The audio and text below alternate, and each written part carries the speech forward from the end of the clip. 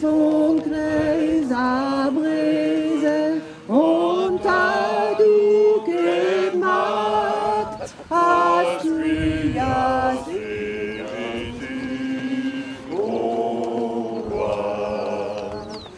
Levée de drapeaux bretons et dégustation de muscadet breton de surcroît en faveur de l'intégration de la Loire-Atlantique à la Bretagne.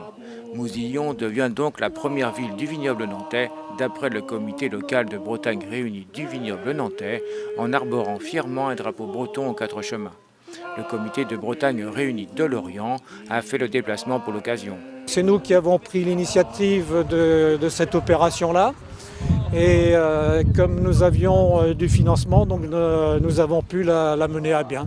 Donc c'est une opération qui commence par une dizaine de mois dans le vignoble, parce que nous avons rencontré des vignerons qui nous ont dit nous sommes partants pour mettre en œuvre cette opération. Et nous souhaitons qu'à l'avenir, il y ait une extension de cette opération sur l'ensemble de la Loire-Atlantique. Notre objectif, c'est de faire en sorte qu'il ne soit impossible de faire 10 km en Loire-Atlantique sans voir un drapeau breton. Parce qu'un drapeau breton, en un clin d'œil, vous avez repéré que les deux couleurs signifient que c'est la Bretagne. Donc un drapeau sur une terre, ça veut dire tout simplement d'une manière évidente que là où il y a le drapeau, c'est la Bretagne. Donc c'est un message que nous allons passer d'une manière évidente, forte et durable, puisque les mâts seront présents en bordure des routes et seront visibles tant qu'il fait jour. Donc pour vous, incontestablement, notre beau vignoble nantais est breton. Oui, c'est vrai parce que c'est la volonté des gens. Bon, l'histoire le dit clairement.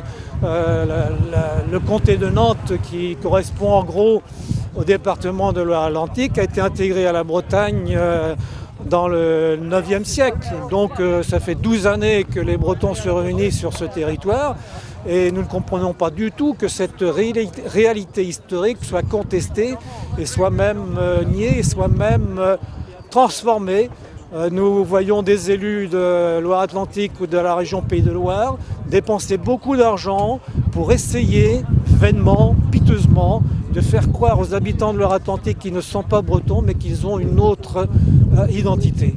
Or, il est évident qu'une identité, ça met des siècles à se construire et ça met autant de siècles à se détruire. Et nous sommes là pour contrer cette opération honteuse, d'ailleurs, il faut dire le mot. Et c'est pourquoi nous invitons les élus à cesser cette opération de privation d'identité. Donc autrement, au niveau du peuple, je dirais, se sentent-ils bretons ici dans notre vignoble?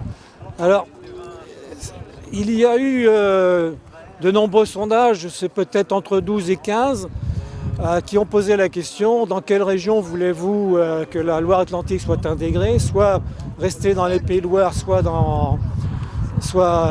être dans la région administrative de Bretagne. Et la réponse est toujours invariablement, à raison d'environ 70%, nous voulons être en Bretagne. Voilà, ce qui correspond à la réalité historique. Et ce résultat est remarquable parce que donc c'est fait dans un contexte de dévitalisation culturelle où on essaie de faire croire qu'il y a ici une autre identité que celle de la Bretagne. Donc c'est un résultat remarquable.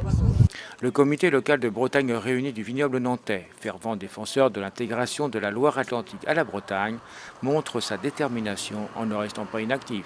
Nous avons organisé aujourd'hui l'opération La Loire-Atlantique aux couleurs de la Bretagne. 10 vignerons du pays nantais participent à l'opération. Nous implantons 10 mâts avec des Gwenadus du Landreau jusqu'à Saint-Hilaire-de-Clisson, en passant par Saint-Fiacre, Mousillon et d'autres communes. Et donc, quelle est l'utilité, je dirais, de cette action?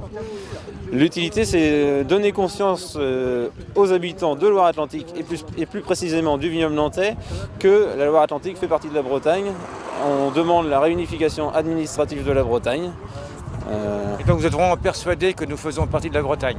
On en est persuadé, on a toujours été en Bretagne. C'est juste une petite partition administrative qui a enlevé la Loire-Atlantique de la Bretagne, mais on espère fortement y retourner très prochainement.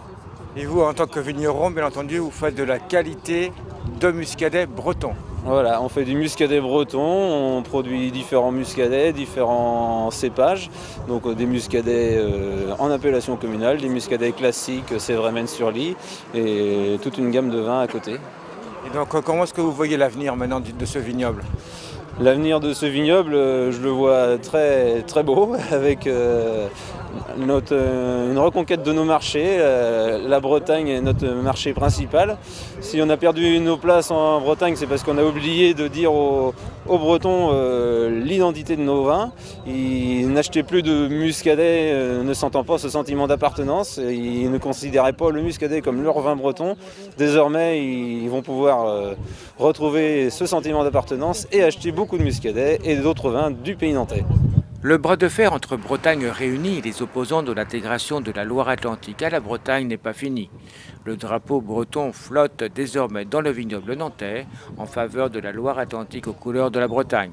Ce n'est pas fini, les Bretons sont têtus, dit-on, affaire à suivre.